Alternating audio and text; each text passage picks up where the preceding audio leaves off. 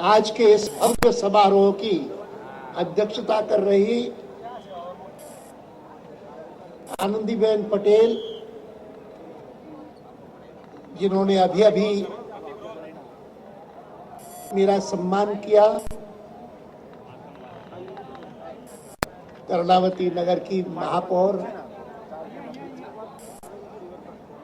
और आज के समारोह में उपस्थित इतनी बड़ी संख्या में अकेले कर्णावती से आए हुए भाइयों और बहनों, सबसे पहले तो मैं ये कहना चाहूंगा कि जीवन भर में हजारों कार्यक्रमों में गया हूं, लेकिन आज से कुछ दिन पहले नर्मदा जा करके और साधु बेट में इस सारी कल्पना के मूल स्रोत मेरे वर्षों के सहयोगी रहे हुए नरेंद्र भाई मोदी के साथ जब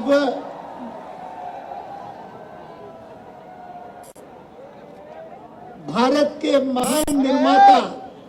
सरदार वल्लभ भाई पटेल के विश्व भर में जितनी बड़ी प्रतिमा किसी की नहीं बनी, वैसी प्रतिमा इस महापुरुष के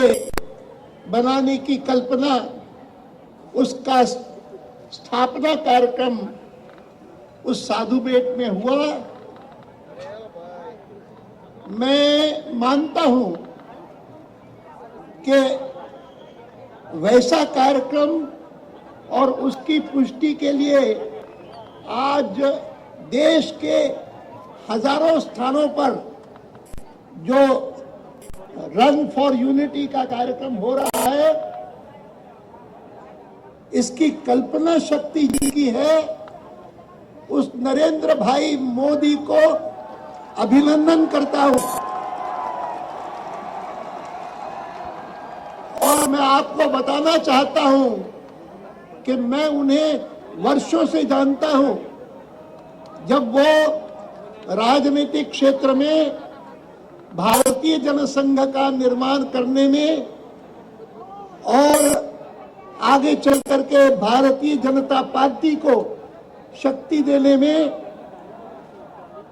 एक अद्वितीय इवेंट्स मैनेजर के रूप में इवेंट्स की कल्पना करके और फिर उसको कार्यान्वित करने में जितने यशस्वी रहे हैं, मुझे लगता है कि गुजरात के मुख्यमंत्री बनने के बाद वही अपनी कल्पना शक्ति और वही अपना सुप्रबंध वे शासन के क्षेत्र में, राजनीति के क्षेत्र में भी लाए हैं,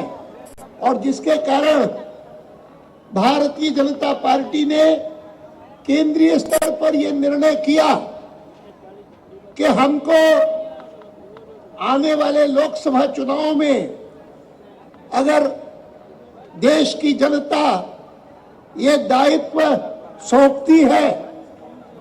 कि शासन का कार्यभार केवल मात्र गुजरात में या मध्य प्रदेश में या कुछ प्रांतों में न देख करके पूरे राष्ट्र में वैसे देखना चाहिए जैसे 6 साल तक 2 बार वाजपेयी जी ने पहले किया, तो उसका दायित्व पार्टी जो है वह नरेंद्र भाई मोदी को देगी।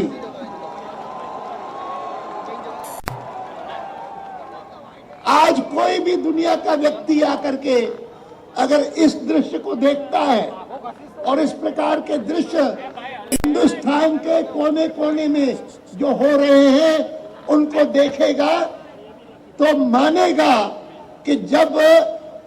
इतने हजारों लाखों लोग देश भर में कहते हैं एक भारत, एक भारत, तो इस पार्टी को और इस नेता को ये दायित्व अगर देश देता है तो देश को एक बनाने वाले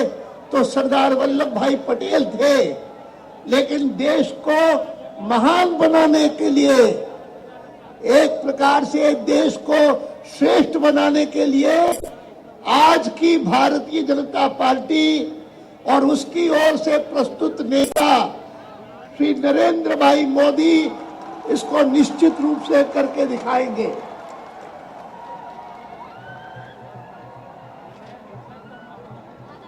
कोई अगर आंकड़े ही देखे कि क्या लक्ष्य है, कितने गांव गांव तक जाना है, कितने लोगों को उसमें जोड़ना है, यह कार्यक्रम केवल मात्र दुनिया के सबसे ऊंचे प्रतिमा को बनाने का नहीं है। यह कार्यक्रम दुनिया के किसी स्थान पर भी कोई मैराथन हुए होंगे तो इतने लाखों लोगों ने भाग नहीं लिया होगा जैसे इसमें हो रहा है रन फॉर यूनिटी में। लेकिन महत्व की बात यह है कि इन कार्यक्रमों के माध्यम से हम देश की जनता का मोबिलाइजेशन करना चाहते हैं राष्ट्र के लिए,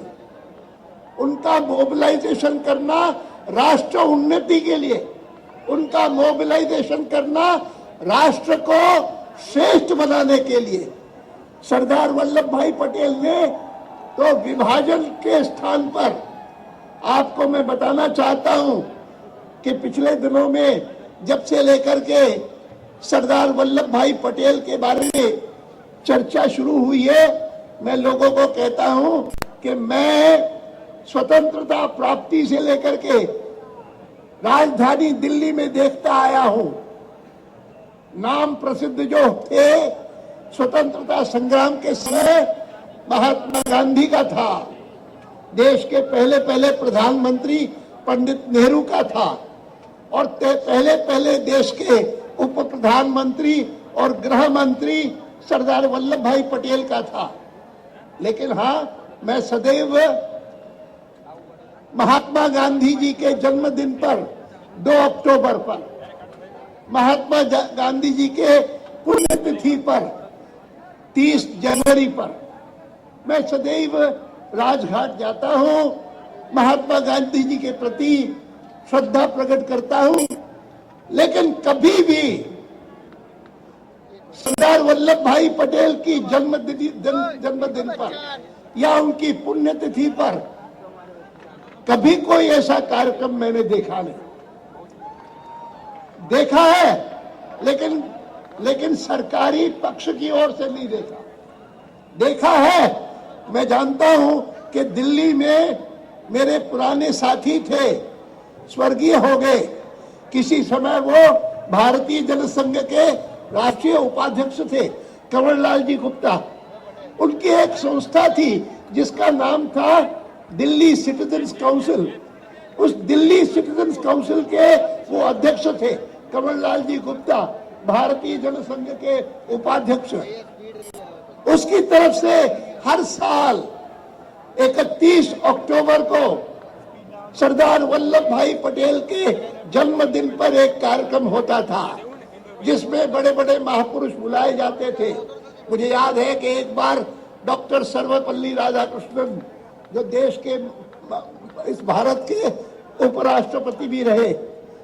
उनका कार्यक्रम हुआ था, मैं उसमें गया था। लेकिन सरदार वल्लभ भाई पटेल के लिए सरकारी पक्ष की ओर से कोई कार्यक्रम नहीं होता था, न जन्मदिन पर न पुण्यतिथि पर। और आज सरदार वल्लभ भाई पटेल की पुण्यतिथि है 15 दिसंबर,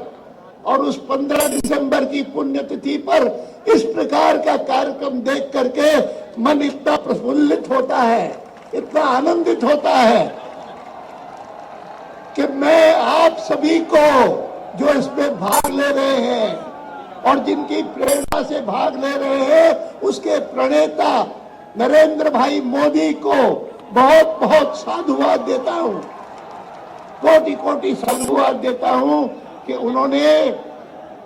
ये सारी कल्पना की और उस कल्पना को कार्यान्वित करने के लिए देश भर की जनता को मोबिलाइज करने का ये कार्यक्रम बनाया। बहनों और भाइयों, मैं आपको कह सकता हूं कि विगत दिनों में इस मामले में जितना मैंने अध्ययन किया, जितनी मैंने पुस्तकें पढ़ी और जिन पुस्तकों के आधार पर अनेक ब्लॉग्स लिखता रहा हूं, उन सबको भी अगर देखेंगे तो लगेगा कि भारत का अहोभाग्य था कि हिंदुस्तान की आजादी के साथ साथ हमको सरदार वल्लभ भाई पटेल जैसे नेता मिले और जिन्होंने न केवल जो विभाजित भारत था उसको एक करने की कोशिश की, लेकिन विभाजित भारत के साथ साथ जो अंग्रेज शासकों ने षड्यंत्र रचा था। एक बार इंग्लैंड के बड़े नेता विंस्टन चर्चिल, जो वहां के प्रधानमंत्री रहे द्वितीय महायुद्ध के समय, उन्होंने कहा था कि लोग समझते हैं कि अब भारत को आजादी मिलेगी, उसके साथ साथ भारत का विभाजन होगा, हिंदुस्तान बनेगा और पाकिस्तान बनेगा। लेकिन मैं आपको बता सकता हूं कि हिंदुस्तान का केवल 2 हिस्सों में विभाजन नहीं होगा, लेकिन हिंदुस्तान बनेगा, पाकिस्तान बनेगा और प्रिंसेस्तान बनेगा। प्रिंस का मतलब होता है रजवाड़े, राजा, महाराजा, नवाब। और उन्होंने कहा कि 3 हिस्से भी नहीं, लेकिन हो सकता है कि वो जो रजवाड़े हैं, वो जो हिंदुस्तान में 574 रजवाड़े हैं, 575 रजवाड़े हैं, वो सब अलग अलग स्वतंत्र भी हो सकते हैं। और अंग्रेजों ने जो हाउस ऑफ कॉमन्स में विधेयक पास किया, बिल पास किया, उसके अनुसार उन्होंने कहा कि हम तो केवल जो रजवाड़े नहीं थे उस हिस्से पर राज करते थे जिसको वो लोग कहते थे दैट इज ब्रिटिश इंडिया। लेकिन रजवाड़े जो 575 थे, उन 575 रजवाड़ों को उनके जो राजा हैं, महाराजा हैं, नवाब हैं, उनको हम कहना चाहते हैं कि हमारे बिल में लिखा हुआ है कि इन सबको अनुमति होगी, वो चाहे तो अपने को भारत के साथ जोड़े, वो चाहे तो अपने को पाकिस्तान के साथ जोड़े, और वो अगर चाहे तो अपने को स्वतंत्र रखे, हमको इसमें कोई आपत्ति नहीं। जिसका मतलब यह है कि अंग्रेज ने जब देश के टुकड़े किए तो उनकी कल्पना थी कि हिंदुस्तान के केवल मात्र 2 टुकड़े न बने, खंड खंड हो जाए। और इस खंड खंड करने की योजना को, षड्यंत्र को अगर किसी ने खत्म किया, उस पर पानी फेर दिया, तो ये महापुरुष थे सरदार वल्लभ भाई पटेल। दुनिया के इतिहास में ऐसी घटना कभी नहीं हुई होगी। ये केवल भारत की अद्वितीय घटना नहीं है, विश्व भर की अद्वितीय घटना है। कभी कभी लोग तुलना करते हैं सरदार वल्लभ भाई पटेल की जर्मनी के बिस्मार्क से। एक पुस्तक मैंने अभी अभी पढ़ी जिसका नाम था सरदार वल्लभ भाई पटेल इंडियाज बिस्मार्क, लेकिन उस लेखक ने अपनी पुस्तक में ही लिखा था कि जो चमत्कार सरदार पटेल ने करके दिखाया 1947 के बाद, और केवल मात्र उनके पास 1947 की अगस्त में आजादी मिली, 1947 में अगस्त में अंग्रेज यहां से गया, और सरदार वल्लभ भाई पटेल को कितना जीवन उसके बाद मिला। 15 दिसंबर 1950 को जिसकी पुण्यतिथि आज हम यहाँ पर मना रहे हैं, वह 15 दिसंबर 1950 में सरदार जी का स्वर्गवास हो गया। 3.5 साल से भी कम अवसर मिला और 3.5 साल में इतना महान कार्य करना कि हिंदुस्तान के 575 राज्यों को, रजवाड़ों को, एक जिनमें से जूनागढ़ था, और जिस जूनागढ़ के नवाब ने आजादी मिलने से भी पहले घोषणा की कि हमको आजादी मिलेगी तो मैं जूनागढ़ को भारत से और पाकिस्तान से स्वतंत्र करूंगा और फिर बाद में चल करके पाकिस्तान से मिल जाऊंगा। ये सारी चीजें मैंने पढ़ी है। वीपी मेनन नाम के एक सहयोगी थे सरदार वल्लभ भाई पटेल के, जिसको उन्होंने मिनिस्ट्री ऑफ स्टेट्स का, department of states, home ministry के अंतर्गत बनाया और उसका सेक्रेटरी उसको बनाया। उस वीपी मेनन ने 2 महान ग्रंथ लिखे हैं, इंटीग्रेशन ऑफ स्टेट्स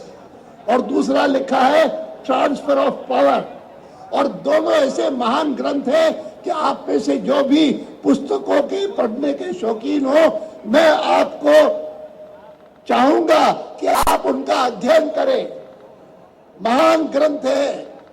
इतने महान ग्रंथ है कि उसको पढ़ करके आपको भारत की स्वतंत्रता का इतिहास समझ में आएगा और इस महापुरुष ने कितनी बड़ी, कितनी महान, कितनी अद्वितीय सेवा की है भारत की एकता के लिए, ये समझ में आएगा। और इसीलिए आज का यह नारा, इस अवसर का मैं फिर से दोहराऊंगा, एक भारत, और ऊंचे स्वर से एक भारत, एक भारत। और इसी को हम वर्षों तक हम ये नारा लगाते रहते हैं, भारत माता की, भारत माता की, वंदे वंदे। और इसी को करते करते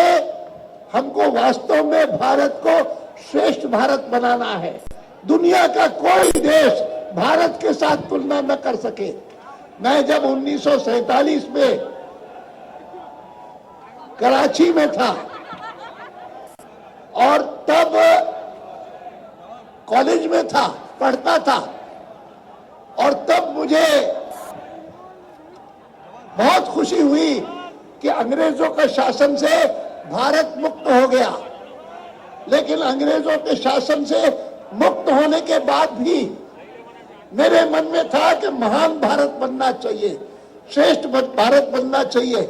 1947 में जब आजादी आई तो हमको लगा कि 20वीं शताब्दी की आधी शताब्दी बाकी है।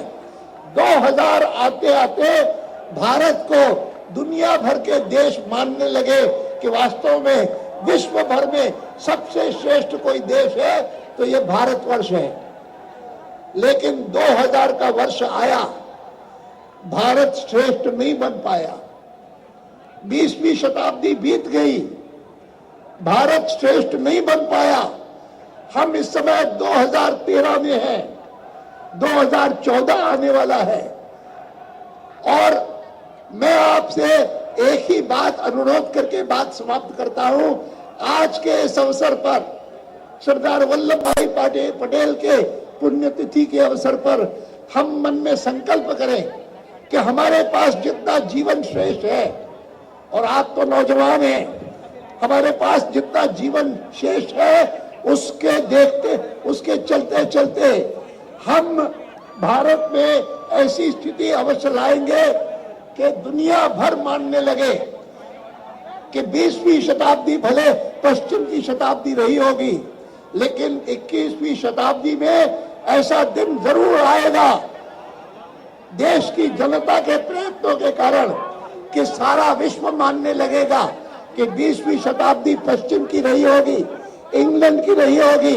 अमेरिका की रही होगी, जर्मनी की रही होगी, लेकिन 21वीं शताब्दी ऐसी अवश्य बनेगी कि दुनिया स्वीकार करे कि अब 21वीं शताब्दी भारत की शताब्दी बनकर के रहेगी। अब यह जो देश की एकता के लिए दौड़ लगाने का कार्यक्रम है वह शुरू होगा।